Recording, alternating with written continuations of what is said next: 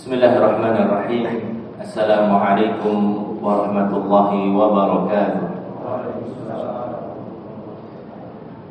Alhamdulillahi rabbil alamin, wa bihi nasta'inu ala umuri dunya waddin. Wassalatu wassalamu ala asyrafil anbiya wal mursalin nabiyyina Muhammadin wa ala alihi wa sahbihi ajma'in. Ya ayyuhalladzina amanu taqullaha haqqa tuqatih wa la tamutunna illa wa antum muslimun. Kaum muslimin muslimah, Bapak Ibu sekalian jamaah Majelis Taklim Masjid Bayangkara rahimani wa rahimakumullah. Pertama marilah kita panjatkan puja dan puji syukur kehadirat Allah Subhanahu wa taala atas segala nikmat yang Allah berikan kepada kita. Hingga di kesempatan malam ini Allah Ta'ala perkenankan kita berkumpul di tempat mulia ini untuk kembali membahas sebagian ayat-ayat dan juga hadis-hadis dari Nabi SAW. Semoga Allah Ta'ala tambahkan untuk kita semuanya ilmu yang bermanfaat. Amin ya rabbal alamin. Salawat serta salam semoga senantiasa terlimpah untuk panutan kita Nabi besar Muhammad sallallahu alaihi wasallam, keluarganya, para sahabatnya, beserta umatnya yang setia hingga akhir zaman. Kaum muslimin dan muslimah rahimani wa rahimakumullah, sekedar mengingatkan kabar yang datang kepada kita tentang meninggalnya salah seorang saudara kita. Sesungguhnya ini adalah teguran dari Allah Subhanahu wa taala agar kita bersiap-siap. Mati datangnya tidak ada seorang pun yang tahu kapan akan datang kepada kita. Namun itu adalah sesuatu yang pasti.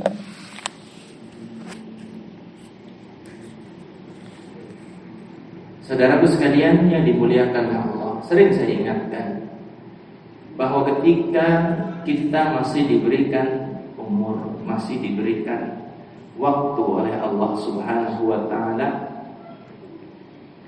bukan hanya sekedar alhamdulillah masih bisa menikmati indahnya dunia, alhamdulillah masih bisa menikmati kendaraan, tempat tinggal, alhamdulillah masih bisa menikmati teh hangat dan mendoan gitu, bukan sama sekali. Tetapi alhamdulillah Allah masih berikan kesempatan untuk nambah barang sekedar satu sujud. Alhamdulillah masih ada kesempatan untuk menambah barang puasa sehari, untuk menambah ibadah-ibadah yang lainnya. Saudaraku sekalian yang dimuliakan oleh Allah, karena yang diidam-idamkan oleh orang yang telah dihampiri kematian kepadanya itu adalah lelah letihnya kita sekarang ini. Kita letih baca Quran, kita capek menjalankan ibadah-ibadah, kita mau kelaparan di siang hari karena puasa. Yang diidam-idamkan oleh mereka yang dihampiri kematian ini, yang orang dihampiri kematian itu cuma pengen capek, pengen lelah, pengen letih ibadah kepada Allah. Hatta idza jaa ahadahumul maut, ketika kematian datang kepada seorang di antara mereka, qala rabbi irji'un la'alli a'malu shalihan fima taraktu. Wahai Rabb, kembalikanlah aku ke dunia yang aku akan mengerjakan amalan-amalan yang dahulu aku tinggalkan. Ini yang bakal dijadikan impian oleh orang-orang yang sudah datang kematian kepadanya. Gak pengen kembalikan ya Rabb untuk menikmati kendaraan mewahku. Kembalikan ya Rabb, aku ingin bersenang-senang dengan pasanganku. Kembalikan ya Rabb ke dunia agar aku bisa menikmati makanan yang lezat, jalan-jalan ke tempat yang indah. Enggak. Kenang-kenangan terindah bagi seorang adalah lelah letihnya dia, jejak kakinya kemana di dunia, sujudnya di mana dia, puasa sunnahnya, puasa wajib kan semuanya sudah menjalankan, puasa sunnahnya mana, itu yang akan menjadi kenang-kenangan terindah bagi seorang hamba. Maka ma'asyiral kiram, ketika ada kabar duka melalui WhatsApp ataupun mungkin pengeras suara di samping rumah kita, maka sejatinya itu adalah teguran dari Allah. Wahai hamba yang sedang menikmati dunia, ingat bahwasanya kamu di dunia itu bukan untuk tinggal selama-lamanya, tapi kamu di dunia itu cuma sekedar kemah. Namun yo aneh, kemah dadakan gawe rumah gedong, kemah dadakan gawe apa?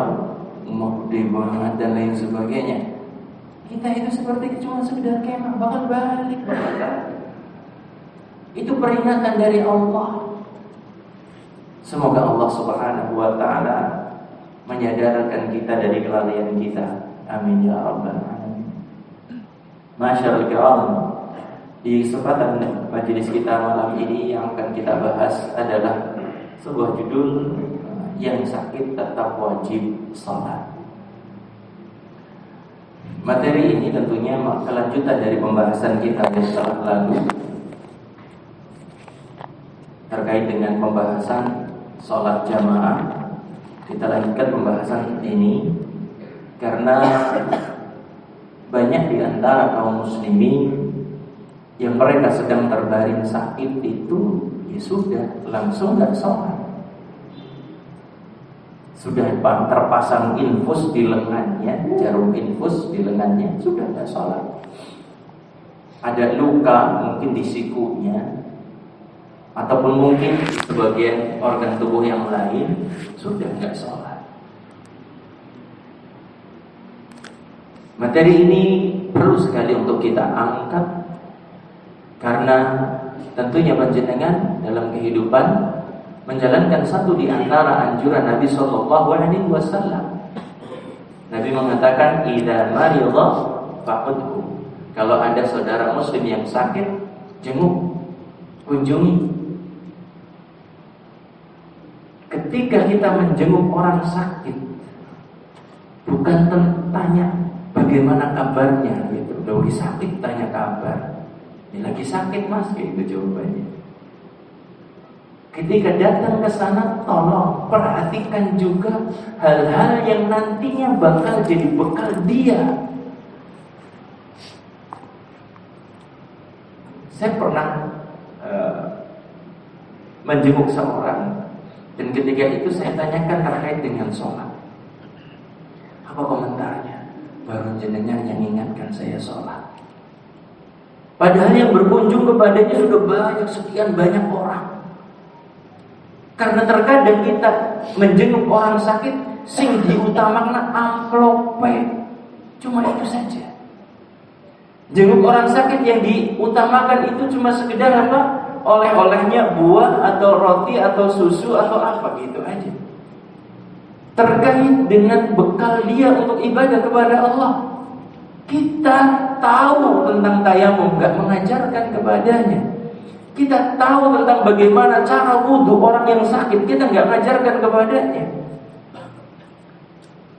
Kita tahu tentang betapa pentingnya salat, tapi kita tidak mengingatkan. Tolong dijaga salatnya ya, karena salat itu begitu penting. Tidak ada kewajiban yang lebih besar setelah tauhid, melebihi besarnya kewajiban salat. Maka jamaah sekalian yang dimuliakan oleh Allah, maka di majelis ini kita ingin mengingatkan terkait dengan apa kewajiban salat bagi orang yang sakit. Semoga nantinya bisa menjadi bekal ilmu bagi kita ketika kita mungkin sakit, ataupun kita jadikan sebagai bekal bagi saudara kita yang sedang sakit. Saudara sekalian yang dimuliakan oleh Allah, agama Islam adalah agama yang prakteknya itu diberikan kemudahan oleh Allah Subhanahu wa ta'ala. Semua yang diperintahkan oleh Allah, semua yang diperintahkan oleh Allah Subhanahu wa ta'ala itu dikaitkan dengan kemampuan, disesuaikan dengan kemampuan hamba. Allah Subhanahu wa ta'ala berfirman, fattaqullaha mastata'tum. Bertakwalah kalian kepada Allah semaksimal kemampuan. Bertakwalah kepada Allah sesuai dengan kemampuanmu yang paling akhir gitu. Dan Nabi sallallahu alaihi wasallam menyebutkan, idza amartukum bi syai'in fa'tu minhu mastata'tum. Jika kalian diperintahkan untuk mengerjakan sesuatu, maka kerjakanlah sesuatu itu sesuai dengan kemampuanmu. Ini menjadi pokok ajaran kita bahwasanya ada kemudahan di dalam praktek menjalankan perintah-perintah Allah Subhanahu wa ta'ala. Termasuk di dalamnya adalah ibadah salat yang kita sedang bahas, ibadah yang sangat agung di dalam Islam. Terdapat banyak kemudahan, terdapat banyak keringanan. Dan di kesempatan kali ini insyaallah kita akan bahas tentang apa kemudahan atau keringanan-keringanan bagi orang yang sedang sakit. Kaum muslimin dan muslimah rahimani wa rahimakumullah. Yang wajib, yang sakit juga wajib untuk salat. Yang sakit juga tetap wajib untuk salat. Karena kewajiban sholat ini ditujukan kepada muslim yang aqil dan baligh. Kewajiban sholat ditujukan kepada muslim yang aqil dan baligh, yang berakal dan juga yang sudah dewasa. Aqil dan baligh mereka itulah yang dinamakan dengan mukallaf. Mukallaf artinya orang yang mendapatkan pembebanan syariat. Yang dibolehkan untuk meninggalkan sholat adalah yang bukan mukallaf. Siapa yang boleh enggak sholat? Yang bukan mukallaf. Siapa mereka yang belum balik dan yang tidak berakal? Demikian juga nanti ada orang-orang yang mendapatkan uzur untuk tidak sholat, yang balik dan tidak berakal. Nabi SAW bersabda tentangnya, rufi'al qalam an thalatha. Pena catatan amal diangkat dari 3 jenis manusia. 3 golongan manusia, pena catatan amal itu diangkat darinya. Dari siapa? Pertama, kata Nabi SAW, anin naimi hatta yastayqidha. Yang pertama, dari orang yang tertidur sampai dia itu bangun. Tertidur tidak terkena beban syariat. Ketika tidur dia ngomong sesuatu yang tidak baik misalnya, apakah dihukum karenanya? Tidak. Sampai level orang yang sedang tertidur kemudian keluar mani di siang hari misalnya, apakah batal puasanya? Tidak. Karena apa? Orang yang sedang tidur diangkat pena catatan amal darinya. Yang kedua, anis sabi hatta yahtalima. Yang kedua, dari sabi anak kecil hatta yahtalima sampai dia masuk usia dewasa. Yahtalim maksudnya bermimpi, maksudnya sebagai tanda kedewasaan. Yang ketiga, wa anil majnun hatta yaqila. Dari seorang yang majnun, orang yang gila, sampai dia kembali sadar, sampai dia kembali akal kepadanya. Hadis diriwayatkan oleh Imam An-Nasa'i, demikian juga Imam Abu Dawud. Demikian juga ada orang-orang yang memang diizinkan oleh syariat untuk tidak mengerjakan sholat. Siapa? Di antaranya adalah orang yang sedang mengalami haid. Aisyah radhiyallahu taala anha, beliau mengatakan, "Kunna nu'maru biqada'is shaum wa la nu'maru biqada'is shalah." Aisyah radhiyallahu taala anha, ketika kedatangan seorang yang orang tersebut mengatakan, "Wahai Aisyah, apakah perlu kami mengqadha salat kami?" Jadi ada seorang wanita datang kepada Aisyah yang menanyakan, perlukah kami mengqadha salat? Kemudian Aisyah radhiyallahu taala anha, beliau bertanya, "Aharuriyatun anti? Apakah engkau berpemahaman khawarij?" "Aku tidak termasuk khawarij," kata orang tersebut. "Aku cuma bertanya saja, apakah perlu orang yang mengalami haid kemudian mengqadha salatnya?" Yang ditanyakan seperti itu. Maka Aisyah radhiyallahu taala anha mengatakan, "Kunna nu'maru biqada'is shaum wa la nu'maru biqada'is shalah." Kami para muslimah di zaman Nabi sallallahu alaihi wasallam diperintahkan untuk mengqadha puasa, kami tidak diperintah untuk mengqadha salat. Hadis diriwayatkan oleh Imam Al-Bukhari. Terkait dengan orang-orang yang nifas, wanita yang mengalami nifas juga tidak tertuntut untuk berpuasa. Boleh meninggalkan salat. Ummu Salamah radhiyallahu taala anha, beliau mengatakan, "Kanatin nufasa tajlisu ala ahdi Rasulillah sallallahu alaihi wasallam 40 yawman." Adalah para wanita yang sedang nifas. Di masa Nabi sallallahu alaihi wasallam mereka duduk, maksudnya tidak sholat, tidak puasa, tidak digauli oleh suaminya. Berapa hari? 40 yauman, 40 hari. Ini menunjukkan kepada kita bahwasanya wanita yang sedang nifas dibolehkan tidak sholat selama berapa? 40 hari. Hadis diriwayatkan oleh Imam Ibnu Majah. Maka jemaah sekalian rahimani wa rahimakumullah, maka kita melihat dari ini, orang yang sakit tidak ada perkecualian. Tidak ada perkecualian, orang yang sakit boleh untuk tidak apa? Tidak salat.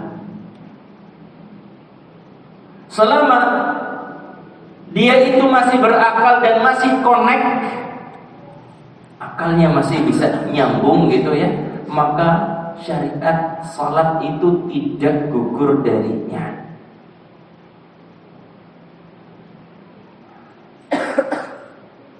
Masih bisa nyambung ngobrol gitu ya, maka wajib untuk salat sesuai dengan keadaannya masing-masing. Bapak Ibu sekalian rahimani wa rahimakumullah, beberapa keringanan bagi orang yang sakit terkait dengan sholatnya. Yang pertama, orang yang sakit boleh untuk tidak hadir sholat jamaah di masjid. Orang yang sakit boleh untuk tidak hadir berjamaah di masjid. Seperti yang sudah kita bahas di majelis-majelis yang telah lalu tentang betapa kuat anjuran dari Nabi Sallallahu Alaihi Wasallam untuk mengerjakan salat secara berjamaah, sampai Nabi mengancam akan membakar orang-orang yang mereka tidak mengerjakan jamaah, membakar rumah-rumah mereka karena tidak hadir salat berjamaah. Maka kita sebutkan di sini bahwasanya ada orang-orang yang memang diizinkan untuk tidak hadir berjamaah ketika ada apa? Ada masyaqqah.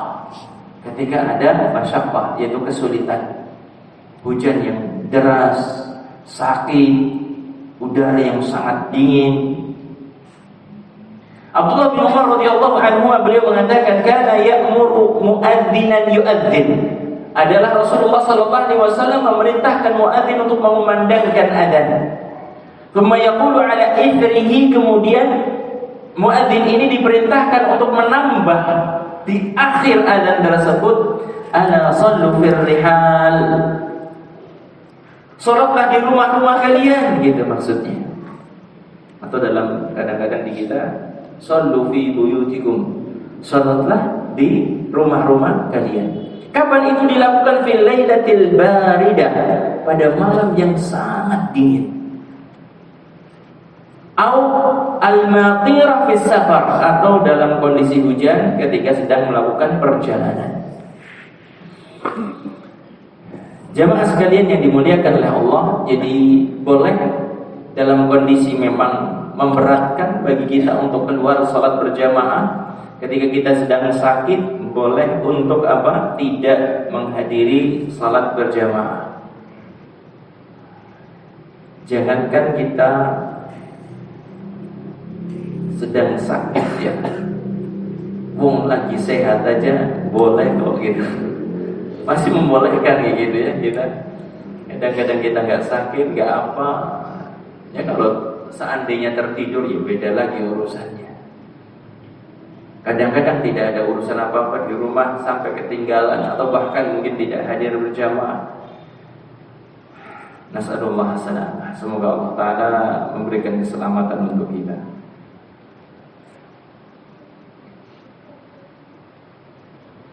Abdullah bin Abbas radhiyallahu anhu beliau mengatakan, laqad ra'aituna wa ma yatakhallafu 'ani shalah illa munafiq qad 'ulima nifaquhu aw marid. Rawah Muslim. Aku melihat bahwasanya kami para sahabat memandang. Jadi para sahabat berpendapat, tidaklah orang salat, tidaklah orang tidak menghadiri salat jamaah melainkan itu adalah munafik yang diketahui kemunafikannya. Oh, dia munafik. Kalau enggak salat berjamaah ya munafik. Al-marid, kemungkinan yang kedua adalah sakit. Maka jemaah sekalian yang dimuliakan oleh Allah, berusahalah untuk terus mengusahakan kita bisa hadir berjamaah. Di antara doa yang harus kita maksimalkan adalah Rabbi ja'alni muqimas salati wa min dzurriyyati. Wahai Rabbku, jadikanlah aku orang yang bisa menegakkan salat dan juga seluruh anak keturunanku. Kemudian yang selanjutnya, yang kedua, keringanan yang dibolehkan untuk orang yang sedang sakit terkait dengan salat adalah boleh seorang itu menjamak salat. Ketika sedang sakit boleh menjamak salat.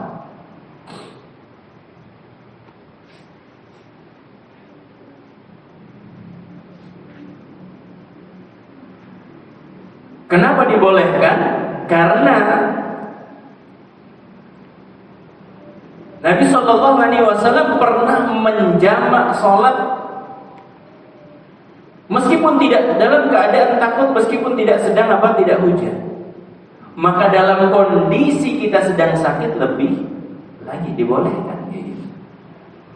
Abdullah bin Abbas radhiyallahu anhu beliau mengatakan, jama'a Rasulullah sallallahu alaihi wasallam baina adh-dhuhri wal 'ashri wal maghribi wal isya bil Madinah min ghairi haufin wala matarin. Perhatikan riwayat ini. Rasulullah sallallahu alaihi wasallam pernah menjamak antara zuhur dengan asar, menjamak antara maghrib dengan isya. Di mana? Di Madinah, bukan di luar Madinah. Tidak sedang safar, dia sedang mukim.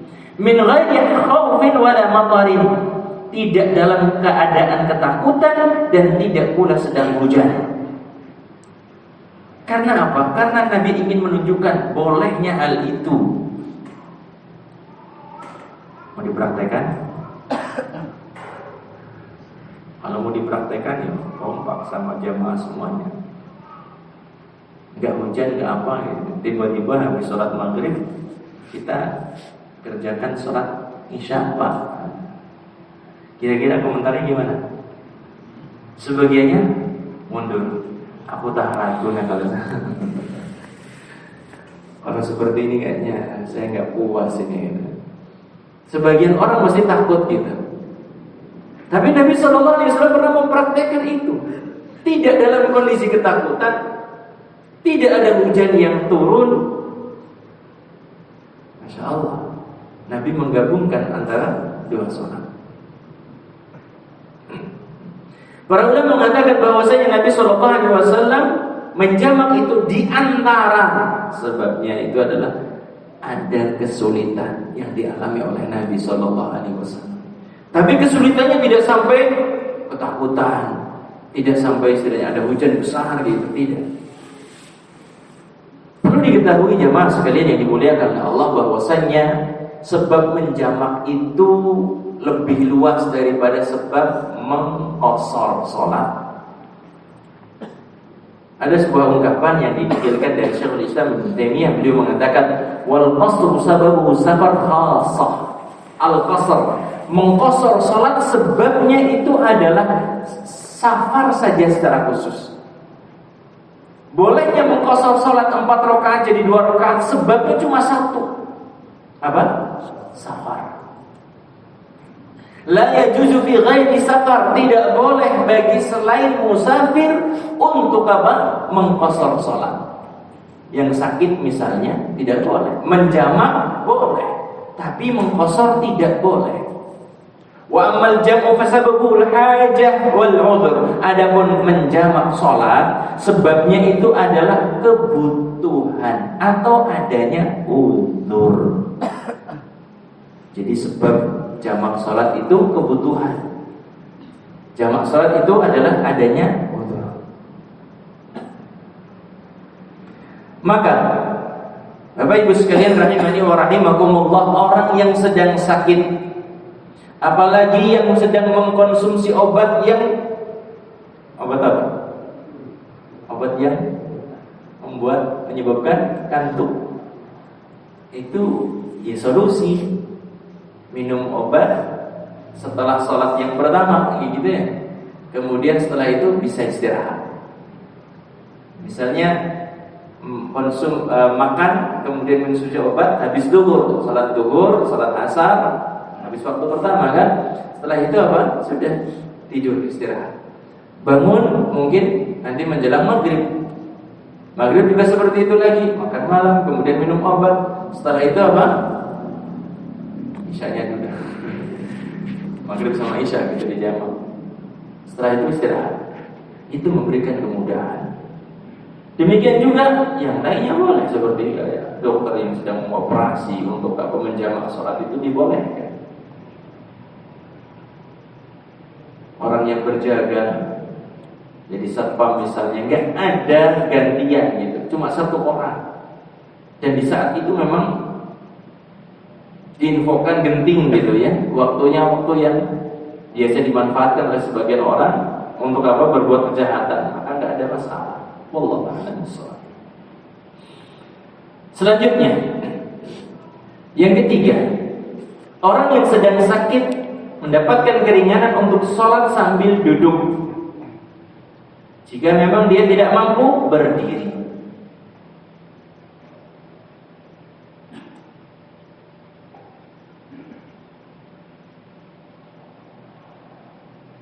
Kemudian yang keempat, orang yang sakit mendapatkan keringanan untuk sholat sambil berbaring jika tidak mampu duduk.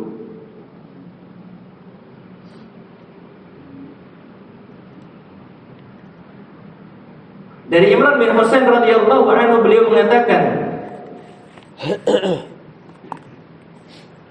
beliau sahabat Imran bin Husain ini mengalami sakit. Beliau mengatakan, kanat bi bawasir. Aku pernah mengalami penyakit bawasir. Bawasir yaitu apa? Bahasa kita apa? Ambiyan. Sahabat Imran bin Husain mengalami sakit ambiyan. Jangan salah ya, nanti antum dengar ada ustaz namanya bawasir itu. Ini pakai sin. Kalau itu pakai zai. ba wazir gitu ya. Kalau ini bawasir. Oh, orang namanya ada penyakitnya gitu. Jangan sama. Bawasir pakai sin. Kalau yang nama Qabilah di Hadramaut itu bawazir. Bawazir. Jangan sampai salah. Karena orang kita kadang-kadang Z sama sin itu ketukar-tukar gitu jadi. Ya. Beliau mengatakan aku mengalami ambil. Fasa'altu Nabiyya sallallahu alaihi wasallam 'anis shalah. Maka aku bertanya kepada Nabi sallallahu alaihi wasallam tentang apa? Tentang salat. Faqala, maka beliau sallallahu alaihi wasallam bersabda, "Shalli qa'iman." Salatlah kamu dengan berdiri. Fa in lam tastati' fa qa'idan. Kalau tidak mampu berdiri, dengan duduk. Fa in lam tastati' fa 'ala jamb. Kalau tidak mampu maka dengan berbaring. Ala jam itu berbaring menyamping. Ala jam artinya berbaring tetapi menyamping, miring. Kalau sholat dengan miring berarti kepalanya di sebelah mana? Sebelah tembok. Di sebelah mana? Kalau sholat dengan miring, miring ke kiri atau miring ke kanan? Miring ke kanan. Berarti kepala di sebelah utara. Posisinya seperti jenazah, diletakkan di liang lahat seperti itu.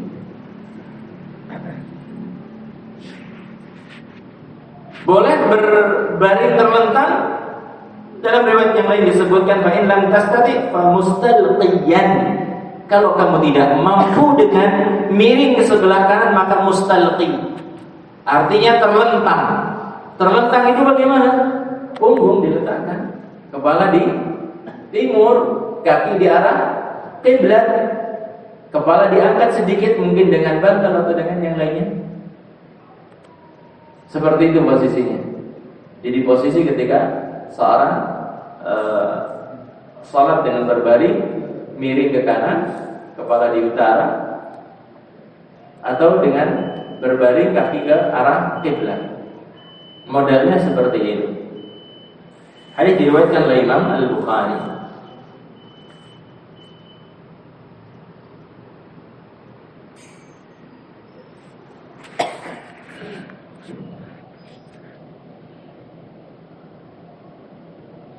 Kemudian yang kelima, dibolehkan sholat semampunya jika kemampuannya memang terbatas.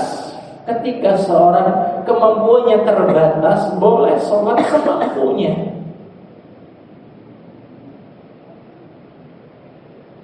Seperti orang yang hanya bisa berbaring tanpa bisa menggerakkan anggota badan sedikit pun, namun bisa berisyarat hanya dengan kepala sedikit saja.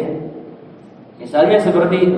Maka sholat dengan mengisyaratkan dengan gerakan kepala tersebut sedikit-sedikit. Dari Jabir bin Abdullah radhiyallahu anhu, beliau mengatakan, "Ada sallallahu alaihi wasallam maridan fara'ahu yusalli ala misadah." Rasulullah sallallahu alaihi wasallam pernah menjenguk orang yang sedang sakit. Rasulullah sallallahu alaihi wasallam melihat orang itu salat di atas bantal. Fa akhadha farama biha. Kemudian Nabi mengambil bantal tersebut dan menjauhkannya. Fa akhadha 'udan liyusalli alaihi. Kemudian Rasulullah sallallahu alaihi wasallam mengambil kayu kemudian agar orang tersebut sholat pada kayu tersebut, di atas kayu tersebut. Apa nih? Orang tersebut mengambil kayu, bukan lagi. Orang tersebut mengambil kayu untuk sholat padanya. Faqala warama biha, kemudian Rasulullah mengambilnya dan membuatnya. Waqala shalli 'alal ardi in istata'ta. Sholatlah di atas tanah kalau kamu mampu. Wa illa fa'aumi ima'an. Kalau seandainya kamu tidak mampu, maka berikan isyarat dalam salatmu. Fa'aumi ima'an. Waj'al sujudaka akhfad min ruku'ika. Jadikan sujudmu lebih rendah dari isyarat ketika kamu rukuk. Jadi ketika panjenengan misalnya salat dalam kondisi duduk, maka sujudnya itu lebih menunduk dibandingkan dengan apa? rukuknya. Misalnya rukuknya seperti ini, maka sujudnya lebih rendah. Misalnya di pesawat, misalnya di kereta, kalau seandainya sholatnya dengan apa? Dengan duduk gitu ya. Misalnya ketika sujud sampai menempel ke jok depannya, buat isyarat gitu, itu sujud. Karena kalau kita sholat dengan isyarat itu agak sulit juga, karena ini sujud apa rukuk ya gitu ya. Bisa dibantu dengan bacaan agak dikeraskan sedikit agar kita lebih mudah. Alhamdulillah sekarang kereta ada mushollanya, pesawat juga ada mushollanya. Alhamdulillah, kemudahan dari Allah Subhanahu wa ta'ala. Hadis yang tadi kita baca, kita bahas hadis riwayat Imam Al-Baihaqi. Kita simak adzan dulu. Silakan.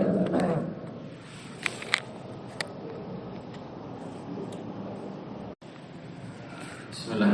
Satu lagi insyaallah. Di antara keringanan dalam masalah salat bagi orang yang sakit adalah boleh tidak menghadap kiblat. Jadi gugur kewajibannya untuk menghadap ke arah kiblat jika memang dia tidak mampu dan tidak ada orang yang membantunya. Jika tidak ada yang membantunya, demikian juga jika dia tidak mampu, maka boleh baginya untuk tidak menghadap ke arah kiblat. Seperti kita ketahui bahwasanya menghadap kiblat itu adalah syarat sholat. Orang yang sakit tertuntut untuk berusaha semaksimal mungkin menghadap ke arah kiblat jika memungkinkan. Namun dalam kondisi tertentu, orang memang tidak bisa menggerakkan sebagian anggota tubuhnya, tidak bisa menggeser, hanya sedikit saja tidak mampu gitu. Maka di saat yang semacam itu, dia nyari, kalau dia tidak bisa sendiri ya cari orang untuk bisa menghadapkan dia ke arah kiblat. Kalau memang tidak ada yang menghadapkan dia ke arah kiblat, maka boleh baginya sholat dengan apa? Seperti keadaannya dia menghadap ke arah mana saja. Syekh Al-Fauzan hafizahullah ta'ala beliau menyebutkan, wal maridu idza kana 'ala as-sarir fa innahu yajibu an yattajiha ila al-qiblah imma bi nafsihi in kana yastati'u aw bi ay yuwajjiha ahadun ila al-qiblah. Orang yang sakit di atas ranjang, di atas kasurnya, sesungguhnya wajib baginya untuk menghadap ke arah kiblat sendiri, atau jika dia mampu atau dibantu oleh orang lain yang menghadapkannya ke arah kiblat. Fa in lam yastati' istiqbal al-qiblah wa laysa 'indahu man yu'inuhu 'ala at-tawajjuh ila al-qiblah. Jika dia tidak mampu menghadap ke arah kiblat dan tidak ada orang yang membantunya menghadap ke arah kiblat, yukhsha min khuruji waqti shalah, dan dikhawatirkan keluarnya waktu salat, fa innahu yusalli ala hasabi halihi, maka dia salat sesuai dengan keadaannya, menghadap ke arah mana saja tidak apa-apa. Wallahu a'lam bishawab. Ini yang bisa kita bahas dari materi terkait dengan salatnya orang yang sedang sakit. Mungkin ada yang ditanyakan dari materi yang saya sampaikan. Ya.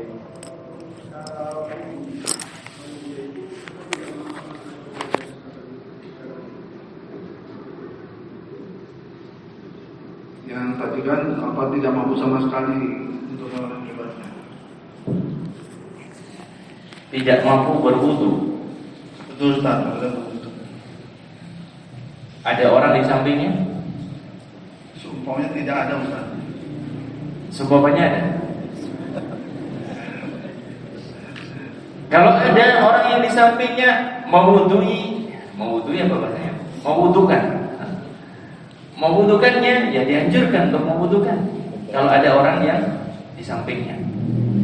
Kalau memang tidak ada, kemudian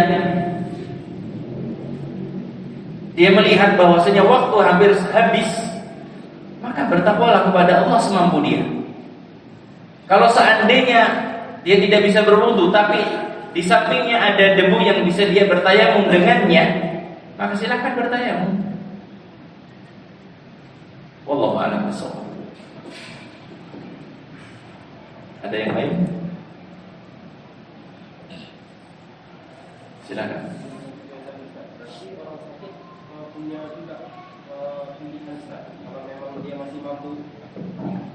Itu melanjutkan yang masalah mensucikan diri dulu, Ustaz. Jika sakit itu kan kalau biasanya orang normal, dia kalau tayamum itu dia harus cari air dulu, baru kalau nggak ada baru tayamum. Kalau untuk orang sakit berlaku juga gitu, Ustaz. Kalau orang sakit masih bisa menggunakan air, gunakan air. Berwudu. Karena terkadang sebagian orang memang ya sakitnya cuma di sebagian anggota tubuh yang tidak ada kaitannya dengan air wudu, dan dia tidak mengalami demam, maka kewajiban dia untuk tetap berwudu. Wallahu a'lam bishawab. Cukup insyaallah. Ada lagi?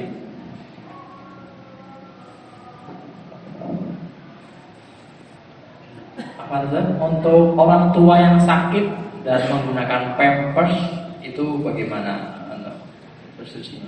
Terima kasih. Orang yang kondisinya sudah sepuh menggunakan pampers, bersucinya bagaimana? Yang sama dengan kasus ini ada beberapa kasus. Kasus yang pertama tadi, orang tua yang sudah memakai pampers.